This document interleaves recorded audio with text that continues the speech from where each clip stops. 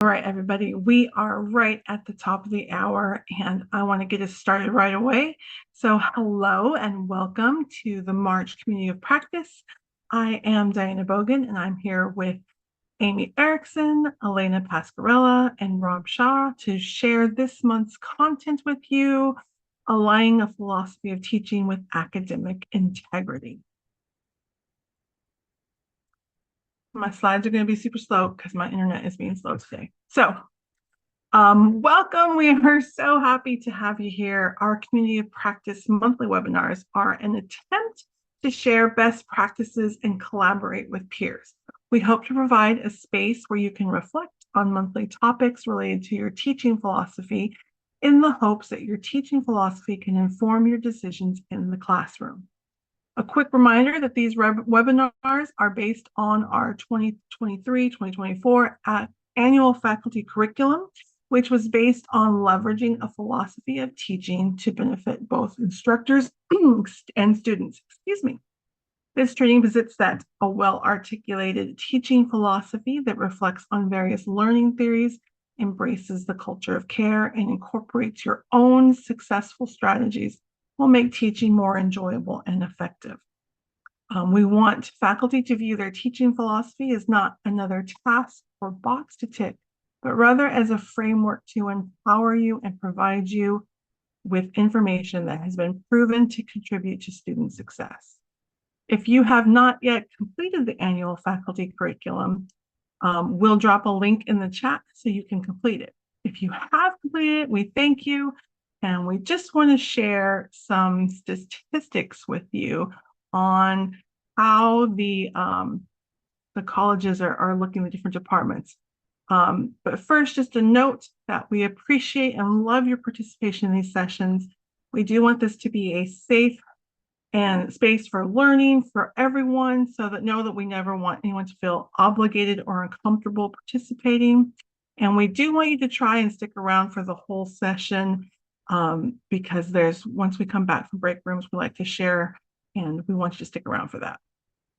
Okay, so this is how it's stacking up right now. And raise your hand if you're one of those competitive people that wants to, get 100%. I don't know. Haley's raising her hand. She's competitive. So it's kind of hard to see at the bottom. We do have the department names. As you can see, Cass and Forbes are kind of running neck to neck here in the Dell, and oh gosh, someone help me what DOS is now. Amy, I forget. But the point here is we're sharing this because we want you to see that there's still lots of folks who haven't taken this. And so next month, we'll share it again. So if you have completed it, make sure you share with your peers, program share with all of your faculty, of course. If you haven't completed it, Jackie's going to drop that in the chat. Okay. Just a fun, friendly competition. Oh, there's my mouse. Okay, next slide. And Amy, I'm handing it over to you. Thank you, Diana. So today's goal is to support faculty incorporate their beliefs about academic integrity into their teaching philosophy. And so Diana, if you could go ahead and advance a slide. So in this session, we'll offer perspectives on academic integrity that prompt you to consider your beliefs on the subject. Then in the breakout rooms, you'll get a chance to collaborate with your peers and discuss your own experiences. And if you go ahead and thank you. But before we get started, let's take a moment here and go ahead and type in the chat your definition of academic integrity. I'm just going to pull up the chat here so I can see what.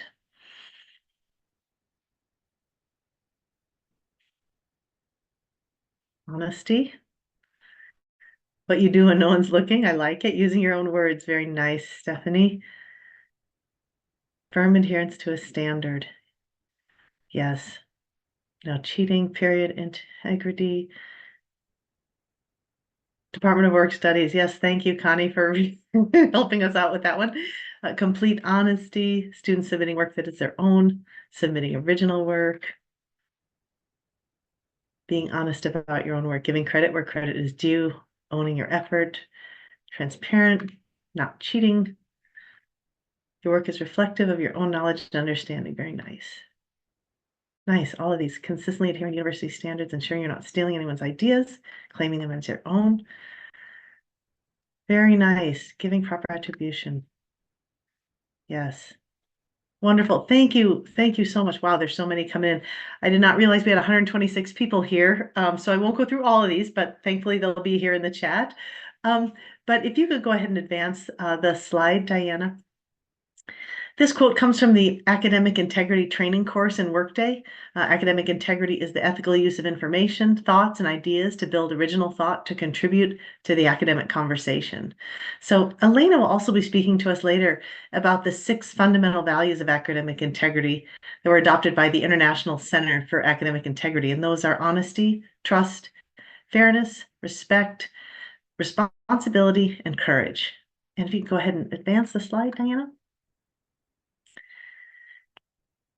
Now, if you've already taken the academic integrity course in Workday, you likely already know some of the reasons why students cheat. Some may have been out of school for a long time, or their schools did not prepare them for collegiate level work. Online scams sometimes trick students and make them feel like they're being tutored. Many of our students are juggling multiple responsibilities and may not have adequate time or the appropriate study conditions where they can complete their work.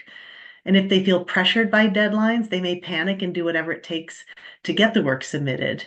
Some students are first generation college students. So they don't feel like they belong in higher education, or they may not feel that their work is strong enough to represent college level work. So with all that being said, I'd like to turn it over now to Alaina Pascarella, who's our Manager of Academic Quality Services. Welcome, Alaina. Thank you, Amy. So as Amy said, the International Center for Academic Integrity, ICAI, many of you may not have heard of that, but it is sort of a big organization in the field of education, both for elementary and high school, so pre-K through 12, as well as higher education. And they really work on an it is truly an international center. They have an annual conference that sort of goes around the globe, talking about these different issues. And I think that's important that it has sort of an international approach to this, because there are sometimes cultural differences in how things are defined when it comes to academic integrity, and what may be acceptable in one place is not acceptable in another culture when it comes to sharing of information. And so they really set down to put together these 6 fundamental values, as Amy said: honesty, trust, fairness, respect, responsibility, and courage. And those fundamental values not only apply to students, but to organizations, to institutions of higher education, to you as faculty. So next slide, please. So what I want to kind of start the conversation is how do we at the institutional level support these fundamental values? I know we don't sort of have a mission statement for the Office of Academic Integrity, but we use these fundamental values in everything that we do. The first one being honesty. So as we're talking about honesty, what we're doing is we're looking at all sides of any situation, knowing that there are these different reasons why students may cheat, knowing that there are all of these areas, and getting that information not only from the student perspective, but from the faculty perspective as well, as to what's going on in the classroom, considering that with an open mind. And so which goes into some of these other areas. You'll see how these are sort of all interconnected with each other. The other big piece with this is relying on evidence to support any decision that we make. We feel that it is very necessary, and this is especially true with generative AI, that we are able to support any decision that would impact a student's academic record with definitive evidence. Generative AI is very difficult to prove. There's a lack of reliability when it comes to AI detection tools for a variety of reasons. The lack of reliability has to do with the way they put together the algorithm. Everyone does it differently. There's how that algorithm is trained, what's used to train those tools. There's been studies that have shown potential for bias when it comes to non-native English writers in those detection tools. And so really making sure that if we are going to cite a student for an academic integrity violation, that we have evidence to support that. And of course, that means that we have to have trust with the process, trust with instructors, and trust with students. So we're very transparent in our policy. That policy is posted in every course. That policy is also part of the academic catalog, and making sure that students have an understanding of that, as well as sort of acting with genuine desire to support a student's development of academic integrity skills. These skills are not skills that you get overnight. They have to be garnered. They have to be nurtured. We have to look at this from, and part of building that trust is to look at this from a perspective of the student can learn and do better.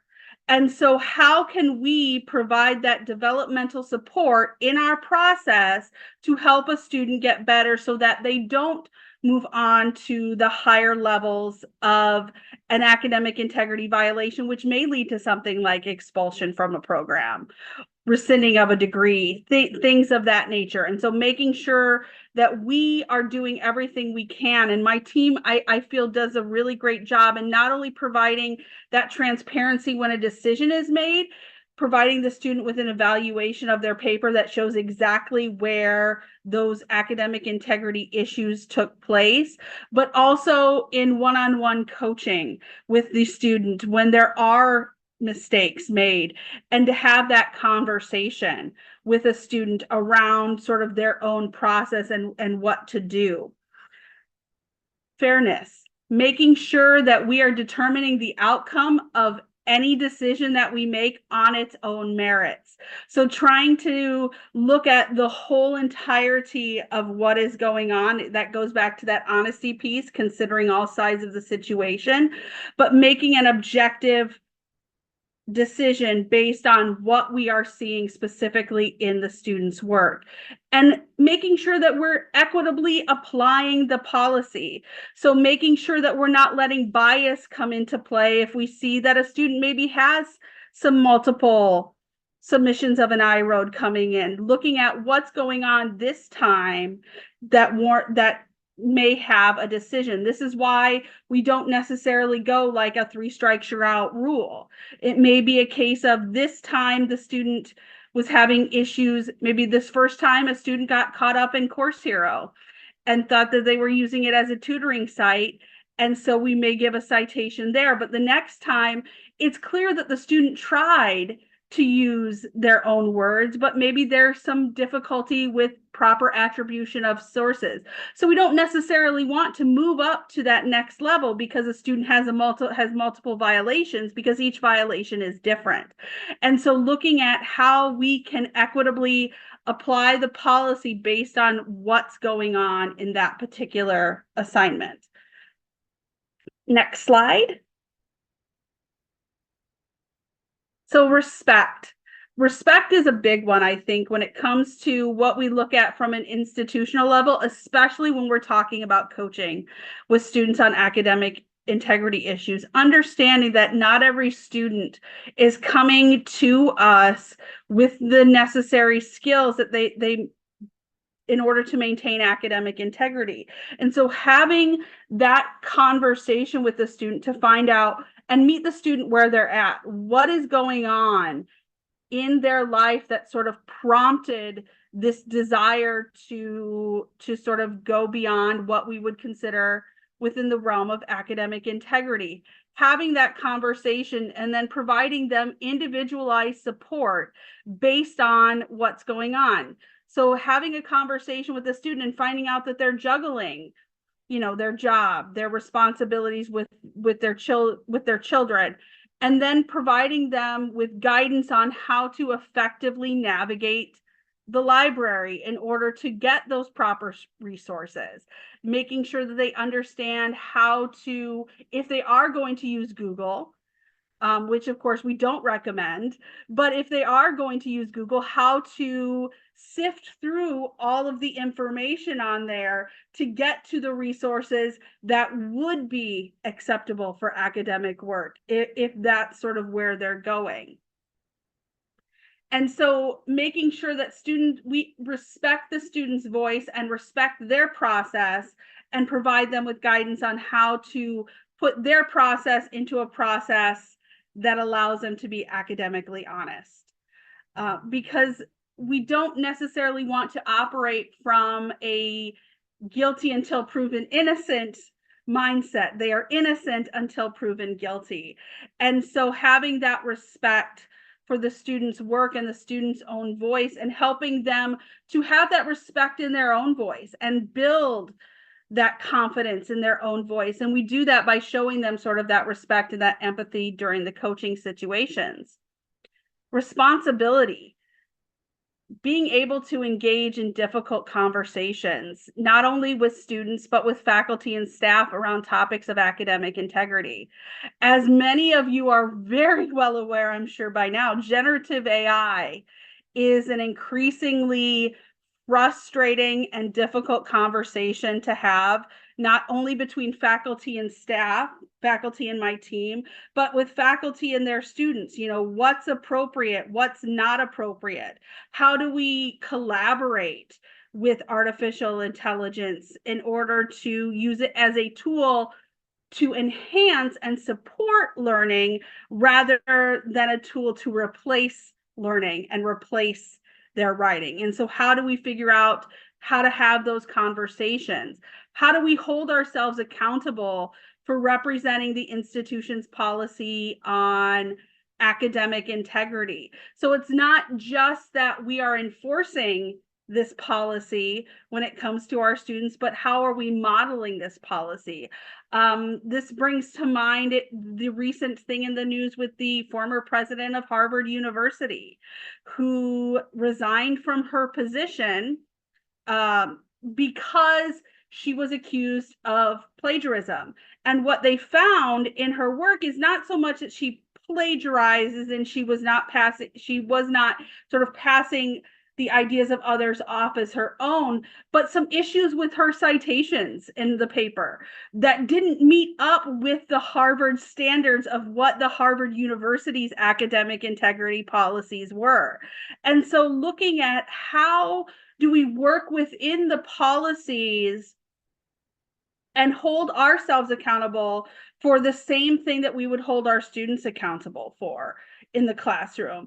If we would sort of ding a student in their assignment on not citing something correctly, but we do it in, you know, I can say this as an associate faculty, I do this in my announcements and I have the same problem. It seems that it is irresponsible and goes back, I think, to that idea of fairness. Is it really equitable for me to hold students to a standard that I don't hold myself to? And I think that's an important question too, especially as we talk about generative AI, because we can use it in the classroom as instructors to support our teaching. And how can we make sure that we're modeling that same behavior of what we expect from students when it comes to using that to support their learning? And finally, the courage. So, and I think the courage sort of rolls up into all these places, all these pieces. Enduring discomfort to ensure the values of academic integrity are upheld. A lot of times when we're talking about academic integrity in the classroom, either having those difficult conversations with ourselves or with other sort of announcements and things like that, I think we have to be able to be willing to have the conversation where we may be wrong and we need to be fully willing to admit that we may be wrong, but we know that these are going to be difficult conversations. And so we have to sort of have those difficult conversations in order to ensure that we are upholding the academic integrity that we would say. And I see sort of I want to address this because I see this comment from Brett in the chat about classroom announcements are not academic works, and so it's unreasonable to apply similar expectations to both.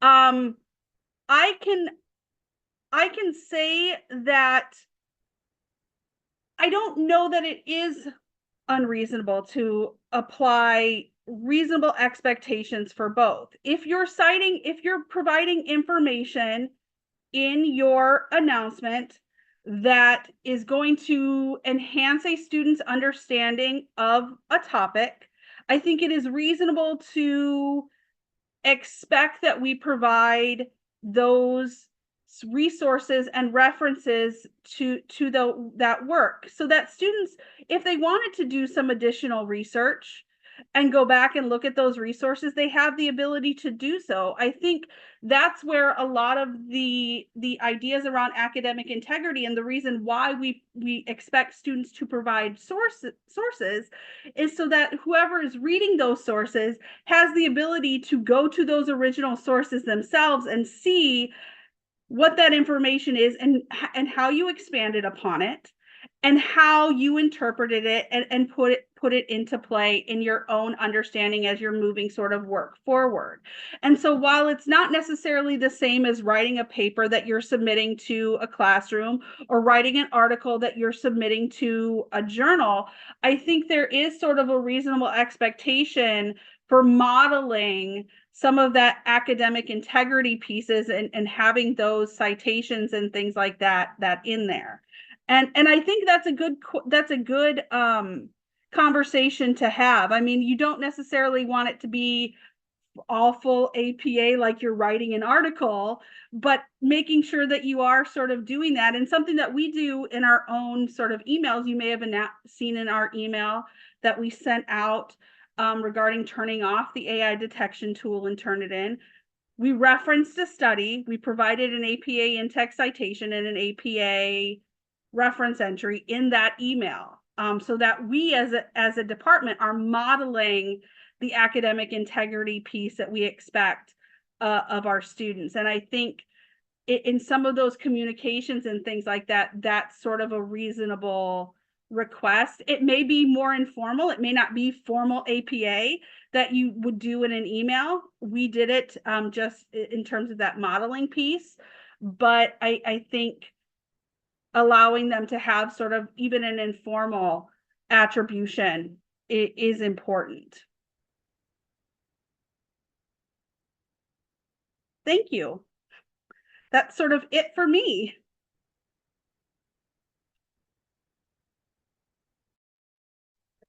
Great, thanks, Alaina. Hi, everyone. My name is Rob. For those that don't know me, here today I'm going to present about the linkage between the teaching philosophy and how to handle academic dishonesty issues and concerns. So let's start off with the definition of a teaching philosophy. I'm sure you're all well aware of this, but a teaching philosophy is a reflective statement that describes an educator's beliefs, values, and approaches to teaching and learning. It really articulates the principles and practices that guide an educator in their work, reflecting their understanding of education, the role of the teacher, the learning process, and the goals of education. So there's a lot that goes into a teaching philosophy. It's tended to be, again, reflective in nature and personalized to your own teaching style. If somebody can advance to the next slide, that'd be great. I don't see I have the ability to do that. Thank you. These are the key components of a teaching philosophy. Typically, in a teaching philosophy, you'll hear about the role of the teacher, the educational goals, learning theory, teaching methods, assessment philosophy, diversity and inclusion, professional growth as well. The key points to keep in mind here is really a teaching philosophy is personal and unique to each educator. It really evolves over time and with experience, reflection, and feedback. It can also serve as a good communication tool to inform students, colleagues, and administrators of your approach to teaching and learning. I know from my own personal experience, I've evolved my own teaching philosophy over the years. One of the ways I've done this is to collaborate with others internally, internal stakeholders, and that's really informed my own teaching philosophy. And I try to borrow from best practices from some of my colleagues and some of the committees I sit on. So I encourage you all to revisit your teaching philosophy if it's been a while since you've written it, and just like you might your resume or other literature, and you might find an opportunity to enhance it. For example, culture of care is a unique part of our culture here, and that's something that I've incorporated now into my own personal teaching philosophy. So I mentioned this just as a best practice to revisit it, because again, a teaching philosophy should evolve over time through your own experience and reflection. Next slide, please. Okay, so let's talk a little bit now. How can we take this teaching philosophy and apply it to academic dishonesty issues? So here's just some things to consider. A teaching philosophy can really help establish clear expectations. So communicating these core values, integrity, especially ethical behavior, really sets the foundation of trust and honesty, as Alaina also mentioned in her presentation. Prevention, engaging students with relevant and engaging content can really make academic dishonesty less appealing. In other words, if students are engaged with the curriculum, it's interesting, it's relevant, it's something that can relate to, it's likely to prevent academic dishonesty because they're more likely to be engaged with that content. Designing authentic assessments can really help a lot. I know many of us do course development work and redevelopment, things like that. So creating assignments that really promote originality and using diverse assessment methods can really help reduce the opportunities for cheating from students. Also, fostering a supportive learning environment. This is all about encouraging open communication, providing academic support, and resources that really will address the root causes of dishonesty. Again, as Alaina mentioned, oftentimes our students may not be aware that committing academic dishonesty. They might come from different cultural backgrounds that could be an impediment to them fully understanding the policies and procedures here at UAGC. Next slide, please. Thank you. Other things to consider: responding constructively to incidents. We've all been in those situations where there's a high percentage match, or AI is obviously being used, or at least appears to be used. So how do you handle these? The teaching philosophy can guide your approaches. So for example, perhaps it could be a teachable moment with focus on educational remediation as opposed to punishment. And I think that kind of goes to say, in our culture here, culture of care especially, as I link these various verticals together, right? You can see how culture of care can really support your teaching philosophy. That teaching philosophy can support, how you go about, creating that supportive, caring learning environment, but also still hold students accountable for academic work. The next item on here is modeling ethical behavior. So instructors who demonstrate integrity in their own work can really, really enforce this. We've had some chatter about that here in the chat box here today, about referencing and citing, our own announcements, our own discussion posts, things like that. And that really models really good behavior that hopefully students can pick up on as well. And then finally, continuous reflection and adaptation. This allows for really ongoing adjustments and strategies to promote academic integrity. A good example of this, my friends, is the recent emergence of AI technology, right? That really didn't exist a couple of years ago, even a year ago, probably. So that might be an approach now to consider, hey, is this something I need to incorporate into my own teaching philosophy, or via announcements, or other ways to approach this? So students have a good understanding of your own philosophy, but also the policies as well. So again, just really to summarize all this and put it together, really by anchoring actions in a teaching philosophy, instructors not only handle academic dishonesty more effectively, but they also cultivate an educational environment where integrity is valued and upheld. And this can serve students really well, especially in the real world, if you will, by giving them a framework in which to operate in a professional manner, whatever pathway they choose, whatever careers they're in. So personally, when I do things like this, I always like to show the linkage from a career perspective as well. And I think that can help a lot with students, because once they realize, okay, this is really important, this is going to impact my own career success, again, they'll be more likely to be engaged and take this more seriously in terms of, being academically honest in their academic work. That's what I have for right now. I'm happy to take questions right now, or probably we'll hold those to the end. So next slide, please. Thank you.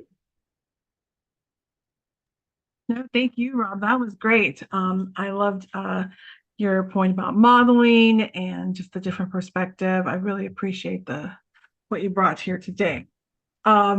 So going off of what Rob and Alaina talked about, we are going to go into our breakout sessions. And again, participation, where's the rest of my slide? Hold on. Participation is encouraged but never required. You don't have to go on camera if you don't feel like it. We want you to feel comfortable but not obligated. Stick around for the rest of the conversation because we will discuss key takeaways when we come back. Don't forget, you can also share your thoughts in the chat. And today we are joined by other members of the Faculty Affairs teams, and they will be facilitating the breakout sessions. If your camera is off, the facilitators will not call on you for participation unless you raise your hand. So Jackie is going to send us off into breakout rooms. Now, before we head out, we want to clarify, we are attempting to create a group statement. We should you don't have to agree on one statement, but you are encouraged to offer your thoughts, think about what others have offered, and discuss how, if other ideas change perspectives. Did someone else's idea give you additional ideas? Did the conversation inspire you to consider a new perspective? And then our prompt is to co-construct a statement about academic integrity for a teaching philosophy. So something that relates to academic integrity that you can weave into and apply to your teaching philosophy statement. Has anyone have any thoughts on or already have something in their teaching philosophy statement about academic integrity that they maybe want to share? Sure, I can go. Go ahead, Steve. Well, I don't have a statement per se, but I have a message for all of my students when we get started with every class that I teach at every college. I'm a professor at Santa Fe here in Gainesville, Florida, and I teach for, obviously Arizona, but also Colorado State, Colorado Tech, Grand Canyon University. I've taught for 15 years now.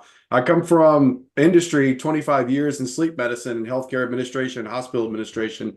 Is basically, look, I tell my students, if you do not pay attention to what you're doing, if you do not take this seriously and you cheat your way through, you're going to end up with a $60,000 degree and no job, because they will find you out when you get out in the real world. You may get the job.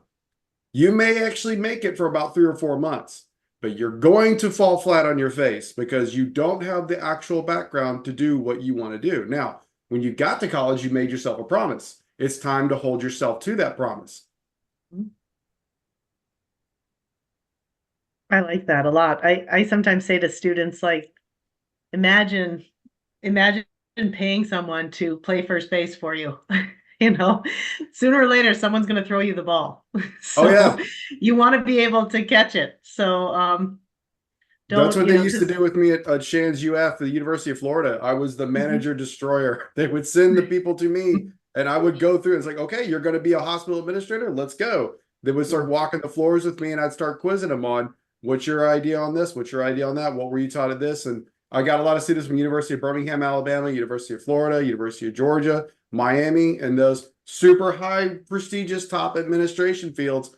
And if they didn't know what they were doing, they got a no rec from me. And that was not good, because healthcare administration, especially, you're making decisions that are going to affect thousands of people's lives. Right. That's a really intense. So yeah, don't cheat yourself. That's what I tell them too. This is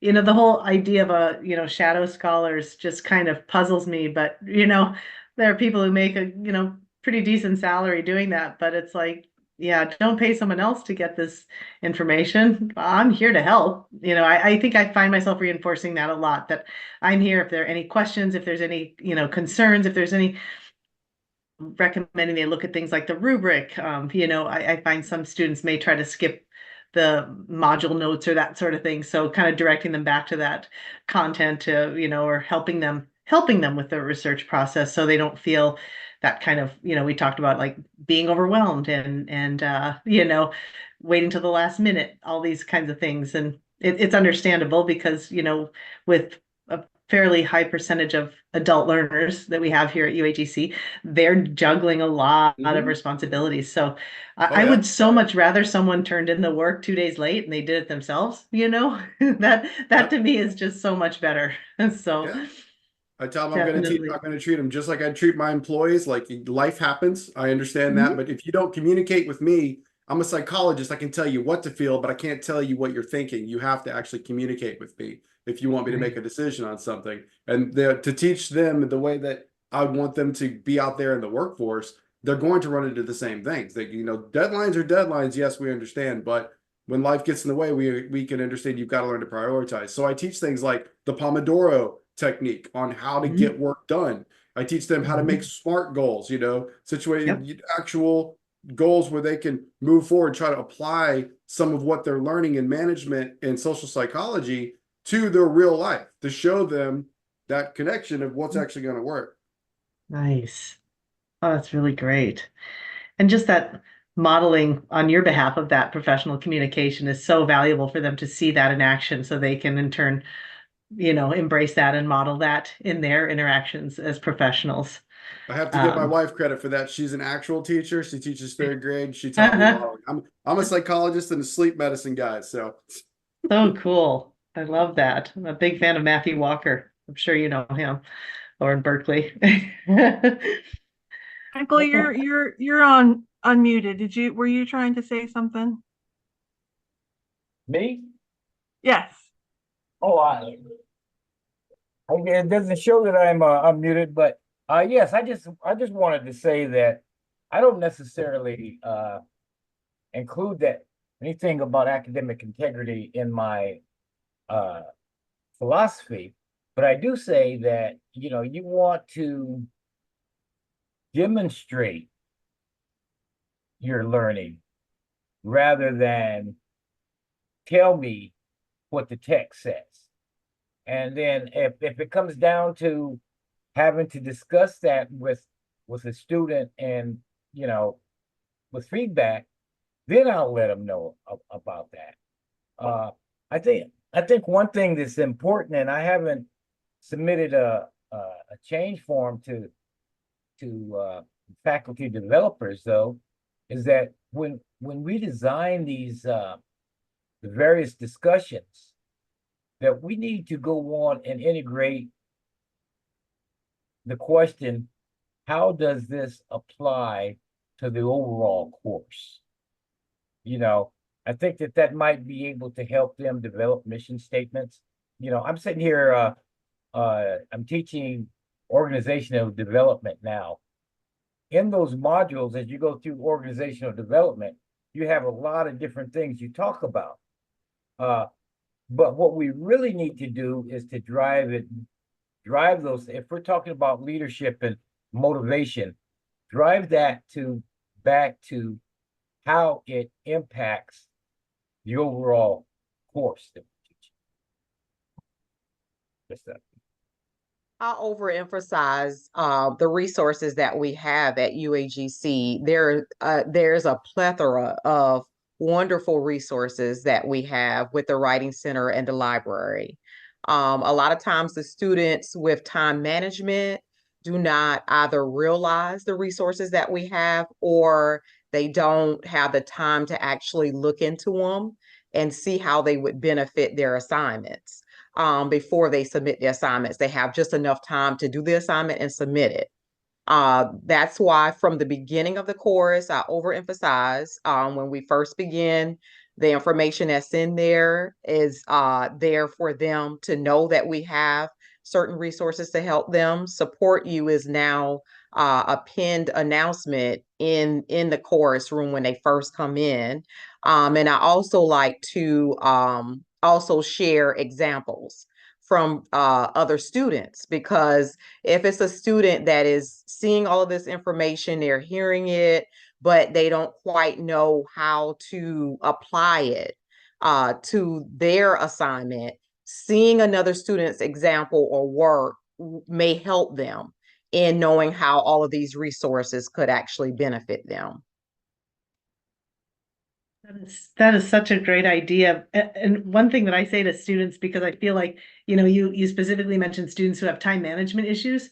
I tell them, use the librarians because they will save you so much time. And I feel like that alone, they think, oh, because they may get frustrated, or they may not feel like, even if you give them information on things like Boolean operators and truncation and all the different, phrasing and all the things that you can do in the library, meeting with a librarian is going to just get them so set up. And I'm like, I know you're all busy professionals, so please, so I love how you said overemphasize the resources. That's such a great, because yeah, some just don't know they exist.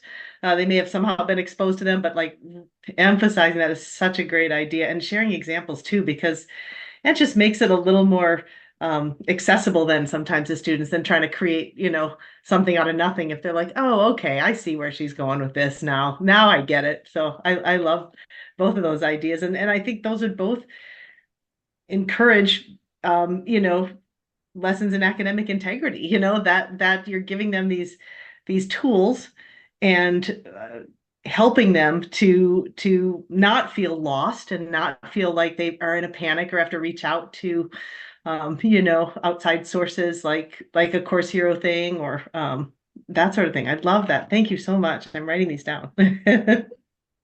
We have just a couple minutes before the rest of the group comes back in. And so we've had some great discussion. And so my challenge to you is to think about what you tell students in your class about academic integrity.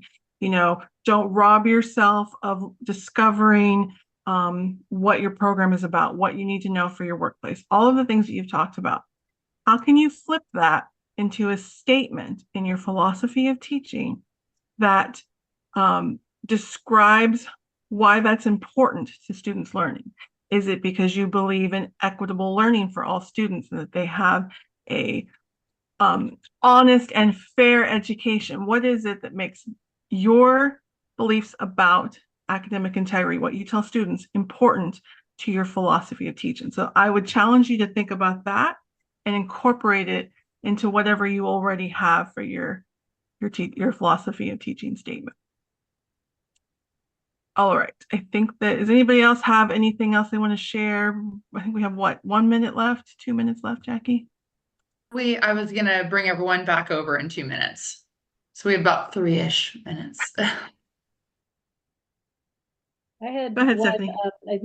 I don't think people are really using Course Hero so much anymore as they're using various chatbots. I teach in the liberal arts, and we're flooded with AI produced work. It's very, very obvious. It's very difficult to prove. And therefore, sometimes you can't really say, well, if you don't learn this, then you're going to kill people, because they're not operating on people on a medical table. They're not in medical field. Oh, I got something for you.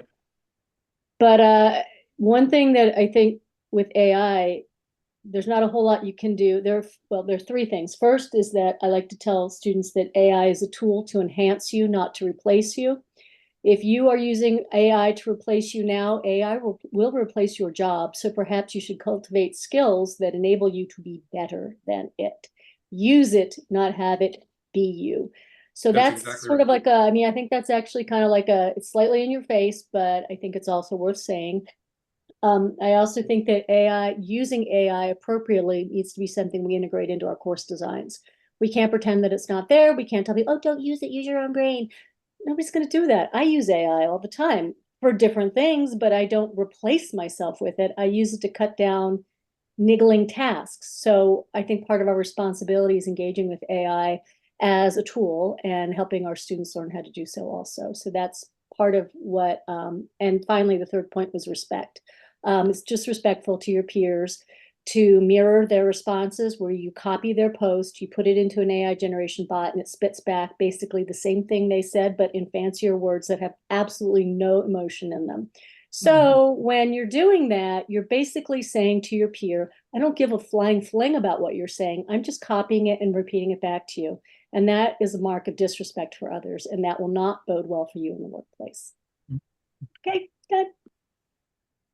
Thank you, Stephanie. All right, Tony, you got your hand up. Go ahead. Just real quick, I think we are certainly at an inflection point when it comes to academic integrity. AI is created a different environment. And I think what we as educators have to do is to continue to impress upon our students, kind of the intersection of what Michael and Steve shared earlier, is that this is your education and the value of what you're learning is really belongs to you. And so I think if a student really is an intent on using AI or some of these tools to get through their degree in the future, it's going to be very difficult to really to assess the impact of what they're doing on their assignments and what they're learning or not learning. But I think we need to develop students in a way where integrity and ethics is very much a part of their experience, not just completing assignments. So. Mhm. Well said. Very well said. Thank you, Tony. All right, Jackie, go ahead and bring everybody back. Yep, we're at like 30, everyone should be back within 30 seconds. Okay.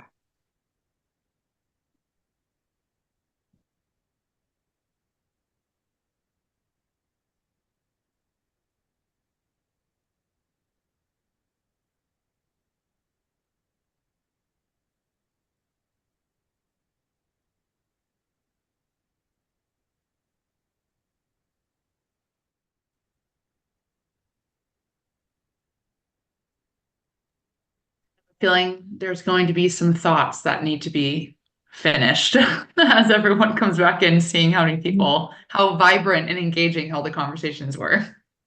Wonderful. Yes, because we do, as hosts, we kind of stalk that list of participants to see how many people are talking. Make sure that we haven't left you in there too long or. Are you saying I was stalked in my room?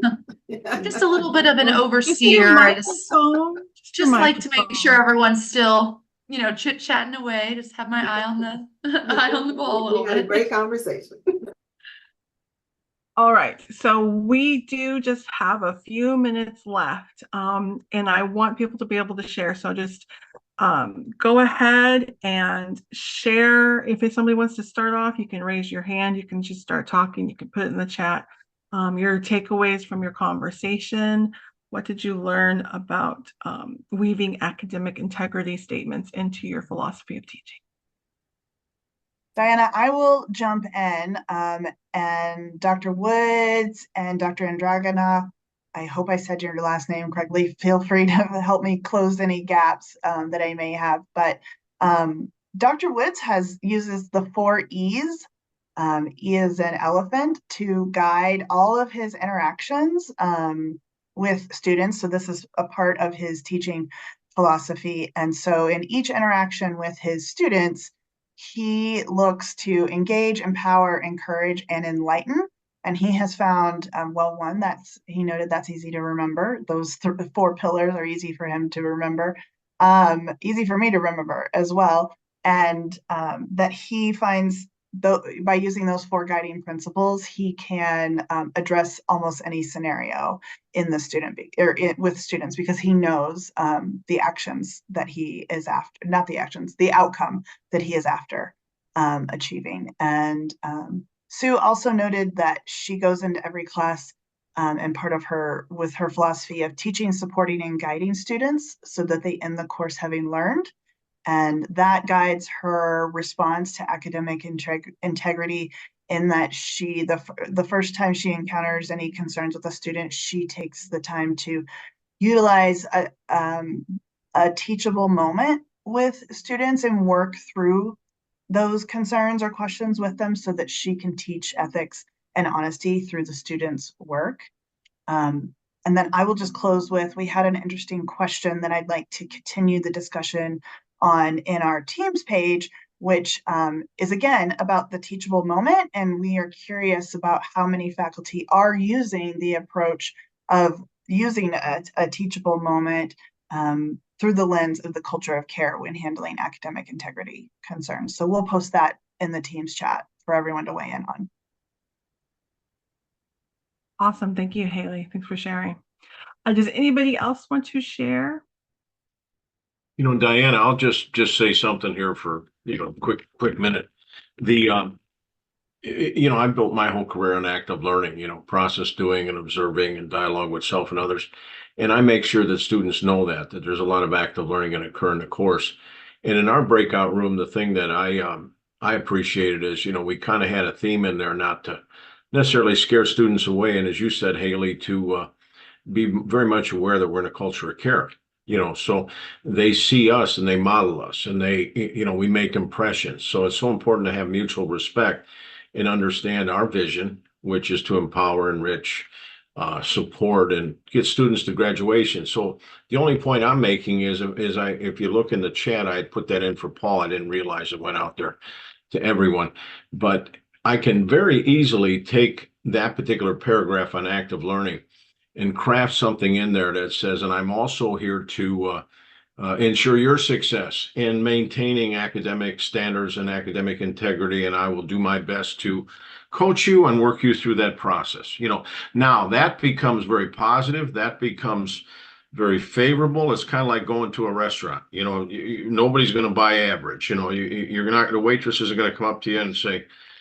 these hamburgers aren't that good tonight, and you better not put too much ketchup on them or something like that. You know, I mean, we want to set the tone that says, I'm here for you, I'm serving you.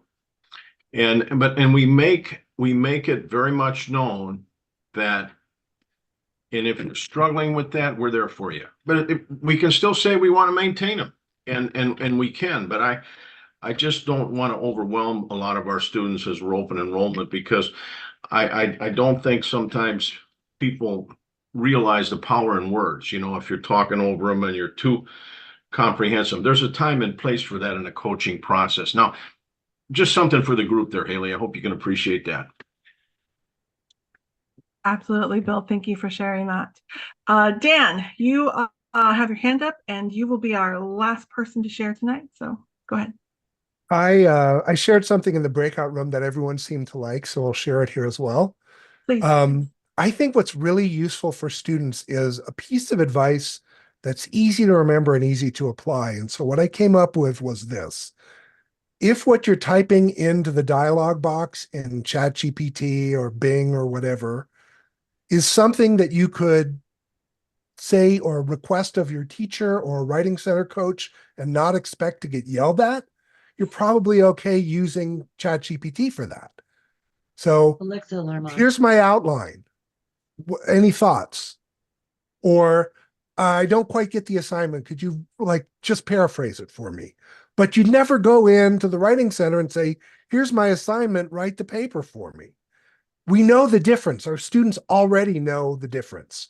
But that's a way to maybe highlight the ability to tap into that skill in a really effective nutshell. So I came up with that based on the reading I'm doing and ChatGPT Ninja and stuff like that. That is great advice, Dan. If you wouldn't ask your teacher to do it without getting yelled at, don't ask GPT. That is awesome. All right, everyone, I really appreciate all of your engagement and for sharing and participation. We have just a couple of quick announcements. I'm just going to reshare my screen really quick. Haley mentioned that she wanted to continue the conversation that she was having with her group in Teams. We are going to post the link to Teams in the chat because we do want to keep this conversation going. That is one of the goals of the community of practice, is to continue the conversation.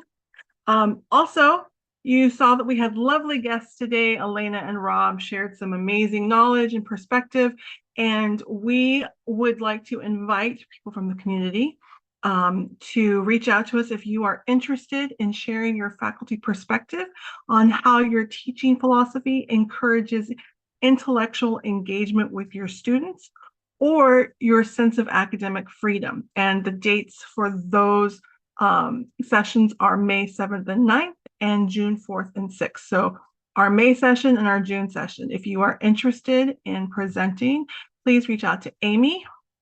And here is her email, amy.erickson@UAGC. So again, thank you everyone for coming. The slides, the recording, notes, all will be posted in on the Teams page so that you can look back and grab any information that you want. And with that, I'll say goodnight. 3 minutes early. Sorry, I guess I could have let somebody else share. Hey, Diana, can we capture the reference slide real quick? Speaking of academic integrity. Yeah. It's there. It's there. Love And it, look Alaina. And we'll be posting the PowerPoint as well in the package that we repost so that you guys will be able to grab these links and stuff as well. Unless you screenshot it right now. Absolutely. Thank you, everyone.